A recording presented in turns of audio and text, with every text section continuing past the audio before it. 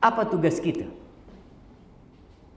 menghadapi kehidupan ini yang memang di antara tanda-tanda kiamat itu banyak terjadinya gempa.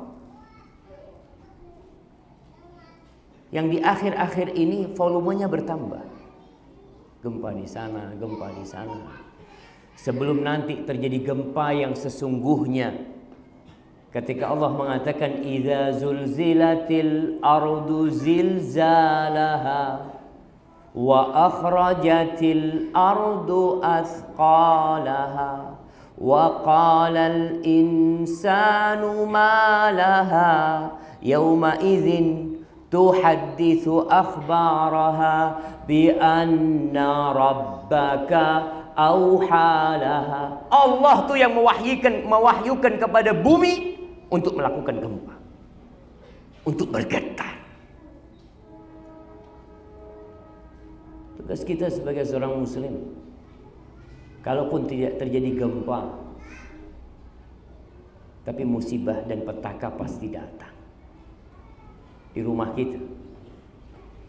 Kadangkala gempanya lokal. Tetangga nggak gempa, sebelahnya gempa, lempar-lemparan piring.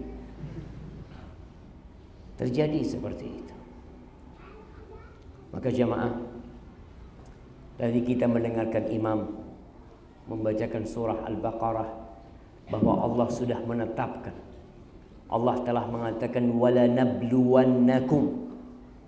Demi Allah tuh Allah pasti menguji kalian. Bala itu pasti. Jadi kalau ada orang yang ingin hidup di dunia tanpa bala, salah tempat dia hidup. Tentu mungkin harus berangkat ke Mars sana, atau ke Jupiter mana. Karena Allah sudah memastikan, wala nabluwannakum bi syai'in minal khauf wal ju'.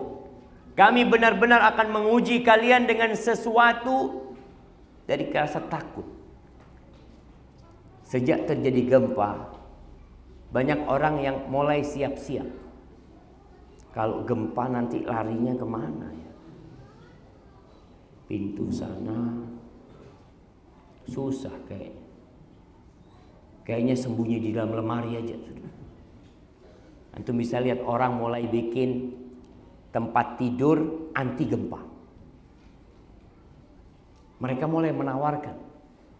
Karena rasa takut hamba membuat hamba membayar berapapun demi merasakan keamanan. Walju', Allah uji kalian. Allah akan uji kita dengan rasa lapar. Wa naqsin minal amwali wal anfusi wath thamarat. Allah akan menguji kita dengan kekurangan harta. Berapa banyak orang yang sukses tahu-tahu hidupnya susah. Berapa banyak orang-orang yang hendak memanen kebunnya, tahu-tahu datang hujan deras, menyebabkan bawang yang dia tanam membusuk dan tidak laku. Orang-orang yang dia cintai hilang. Wallahi jamaah, kita akan diuji kehilangan orang-orang yang kita cintai. Orang tuanya suatu saat orang tuanya akan pergi. Yang orang tua cinta sama anaknya yakin akan ditinggal sama anaknya, atau dia yang meninggalkan anaknya. Wa basyiris sabirin. Berikan kabar gembira kepada orang-orang yang bersabar. Alladzina idza asabathum musibah qalu inna lillahi wa inna ilaihi raji'un. Siapa sih orang yang bersabar? Mereka adalah orang-orang yang apabila terkena musibah, mereka langsung mengatakan inna lillah, kami ini milik Allah. Bukan rumah kami saja, bukan kendaraan kami, bukan usaha kami, anak, tubuh ini, jantung yang ada di dalamnya, jiwa yang ada di dalamnya, itu milik Allah. Wa inna ilaihi raji'un. Ingat, ucapan ini bukan diucapkan kalau ada orang mati saja. Kita apabila dengar orang innalillahi wa inna ilaihi raji'un, siapa mati? Enggak, sapiku mati. Mosok sapi mati innalillah. Iya. Jangan dipikir bahwa inna lillahi wa inna ilaihi raji'un itu bacaan kalau ditinggal mati saja. Iya. Musibah apa saja yang menimpa. Alladzina idza asabathum musibah, kata Allah. Orang-orang yang sabar adalah orang-orang yang apabila terkena musibah, musibah di hartanya, musibah di badannya, musibah di keluarganya, musibah di usahanya, musibah di orang-orang yang dia cintai. Motornya hilang, pulang dari Masjid Muhajirin, tahu-tahu motornya hilang. Mudah-mudahan enggaknya. Itu jadi takut, tadi anak kunci stang enggak ya kayaknya.